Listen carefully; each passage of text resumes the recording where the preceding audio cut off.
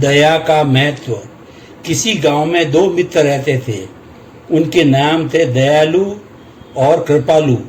संयोगवश कहो या भाग्यवश, वे दोनों जो भी काम करते वो काम बिगड़ जाता।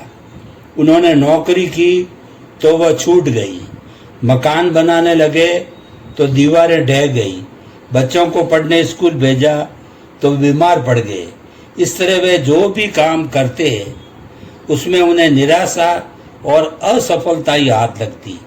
एक दिन वे दोनों दुखी होकर एक पंडित जी के पास गए और बोले, पंडित जी, हमारा भाग्य बहुत खराब है, हम जो काम करते हैं वह बिगड़ जाता है। और उन्होंने सारी आप बीती पंडित जी को सुनाई और अंत में बोले, आप कृपा करके हमें कोई ऐसा उपाय बताइए जिससे हमारा भाग्य सुधर जाए और हमें सफलता प्राप्त हो। यह सुनकर पंडित जी बोले, तुम दोनों तीर्थ यात्रा करो, इससे तुम्हारा भाग्य भी सुधरेगा और सफलता भी मिलेगी। दोनों मित्र अपने अपने घर गए और आवश्यक सामान जैसे कपड़े, रुपए, पैसे, दवाई आदि लेकर चल दिए तीर्थ यात्रा पर। जब वे जा रहे थे, रास्ते में बियड जंगल आया। वहां पर उन्होंने देखा कि कुत्ता घायल अवस्था में पड़ा हुआ दर्द से कराह रहा है। शायद उसे जब वे जा रहे थे रास्ते में, शायद उसे किसी खूंखार जंगली जानवर ने घायल किया था। यह देखकर दयालु को उस पर दया आ गई। वो अपने साथ थोड़ा दूध लाया था। सबसे पहले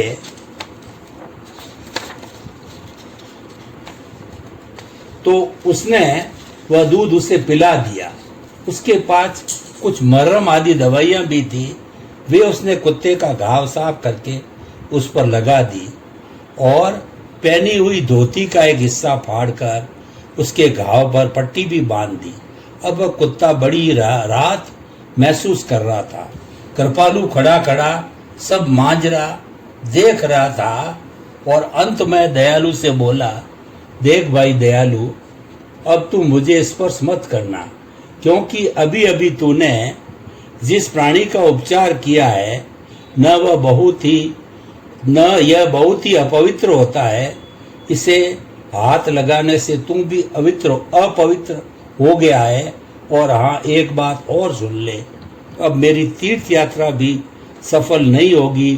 देवता भी तेरे से नाराज हो जाएंगे, वे भी तुझे फल नहीं देंगे। यह सुनकर दयालु थोड़ा मुस्कुराया और बोला, अच्छा ठीक है, चलो आगे चलते हैं। अभी वे कुछ ही दूर चले थे कि उन्होंने देखा एक वृद्ध भिखारी भूख के कारण तड़प रहा है, न जाने कब उसके प्राण निकल जाए। यह देखकर दयालु द्रवित हो गया। उससे उसका दुख देखा न गया और थैले में से अपने लिए लाई हुई रोटी निकालकर उसे देने लगे। यह सब देखकर कृपालु झुंझला कर बोला, अरे वो दया के पुजारी, कहीं तेरा दिमाग तो नहीं सरक गया है? सारी रोटी इस भिखारी को दे देगा तो रास्ते में तू क्या खाएगा? उसको पड़ा रहने दे और जिस काम के लिए तेरी घरवाली ने इतने सवेरे उठकर प्यार से तेरे लिए रोटियां बनाई थी, उस काम को पूरा कर। लेकिन दयालु कहाँ सुनने वाला था। उसका तो स्वभाव ही था प्राणियों पर दया करना। और रोटी नहीं, उसके थैले में पत्नी ने कुछ फल भी रखे थे, वे सब भी उसने उस भिखारी को बड़े ही प्रेम से खिला दिए और वो मन ही मन स्वयं भी तृप्त हो गया, जैसे वे सब उसने ही खाए हों। यह देखकर दयालु बोला, अरे ओ मूर्ख, ये फल तो तुम्हारी पत्नी ने देवता को चढ़ाने के लिए दिए थे। देवता के चढ़ावे को तूने इस सांड को खिला दिया। अब तो अवश्य ही देवता तुझ पर नाराज होंगे, तुझे बहुत भारी पाप लगेगा, अब तेरी खैर नहीं। यह सुनकर दयालु फिर मंद मंद मुस्कुराया बोला, चलो आगे चलते हैं और जो होगा देखा जाएगा, तुम जरा भी चिंता मत करो। लेकिन अभी वे कुछ ही दूर चले थे कि उन्हें एक आवाज़ सुनाई दी, हाय प्यास, पानी, हाय गला सूख गया, कोई बचाओ। दयालु ने देखा कि सामने एक तीर्थ यात्री गर्मी और प्यास से तड़प रहा है। वो भागकर यात्री के पास पहुंचा और तुरंत थैले में से अपनी पानी की बोतल निकालकर सारा पानी यात्री को पिला दिया। यात्री के प्राण बच गए और वो बार बार उसे आशीर्वाद देने लगा। यह देखकर कृपालु बोला, अरे वो मूर्ख, अभी आधी दूरी भी तय नहीं हुई है और तूने अपनी सारी आवश्यक वस्तुएं खत्म कर दी। अब तू यात्रा कैसे करेगा? इसलिए मैं तो तेरे को अब यही सलाह दूंगा कि तू अपने घर वापस चला जा। हो गई तेरी तो यात्रा पूरी। उसका ऐसा कहने का एक कारण यह भी था कि कहीं ये सब मेरी वस्तुओं में से वह कुछ मांग ले। दयालु ने भी मन ही मन सोचा, शायद यह ठीक ही कह रहा है, और वो चल दिया वापस अपने घर की ओर। कृपालु चल दिया अपनी तीर्थ यात्रा पर, क्योंकि उसे तो देवता से कृपा प्राप्त करनी थी। उसके नाम की सार्थकता भी तो यही थी। उधर जब दयालु अपने घर के नज़दीक पहुंचा ही था कि उसके बच्चे दौड़ते हुए उससे मिलने आए। इसे दयालु को समझने में जरा भी देर नहीं लगी कि अब उसके बच्चे बिल्कुल स्वस्थ हो चुके हैं। घर पहुंचकर उसने देखा कि जो दीवारें बार बार गिर जाती थी वे भी अपने स्थान पर बिल्कुल ठीक ठाक खड़ी है। पत्नी ने उनका स्वागत करते हुए एक पत्र उसके हाथ में थमा दिया। उस पत्र में लिखा था कि तुम्हें नौकरी पर दोबारा रखा जाता है। इस प्रकार उसके सारे काम एक के बाद एक होते चले गए और वो हंसी खुशी अपने परिवार के साथ रहने लगा। उधर कृपालु ने अपनी तीर्थ यात्रा पूरी की। उसने खूब स्नान किया, पूजा अर्चना की, देवताओं को खूब फल फूल और दक्षिणा दी और अंत में देवताओं का प्रसाद लेकर वो घर लौट आया। कृपालु ने घर पहुंचते ही देखा कि उसके मित्र दयालु के तो सब काम ठीक हो गए थे, लेकिन उसके अभी काम पहले ही की तरह बिगड़े पड़े थे। वह तुरंत दौड़ा गया पंडित जी के पास और बोला, पंडित जी, ये भगवान का कैसा न्याय है। मैंने आपके कथनानुसार तीर्थ यात्रा पूरी की, पवित्र जल में स्नान किया, देवताओं पर भरपूर मात्रा में फल फूल चढ़ाए और आशीर्वाद स्वरूप प्रसाद भी प्राप्त किया। इतना सब करने के पश्चात भी मेरा भाग्य तो रत्ती भर भी नहीं सुधरा, जबकि मेरे मित्र दयालु ने तो तीर्थ यात्रा भी पूरी नहीं की। यह तो आधे रास्ते से ही वापस भाग आया और यहाँ तक कि उसने तो देवता के नाम की भेंट को कुत्ते और भिखारी को देकर महापाप तक किया, लेकिन फिर भी उसके सब काम बन गए। उसका भाग्य सुधर गया, वह सफल हो गया। फिर मेरे साथ भला यह अन्याय क्यों हुआ? यह सुनकर पंडित जी मंद मंद मुस्कुराते हुए बोले, दीन दुखियों पर दया ही सच्ची तीर्थ यात्रा है।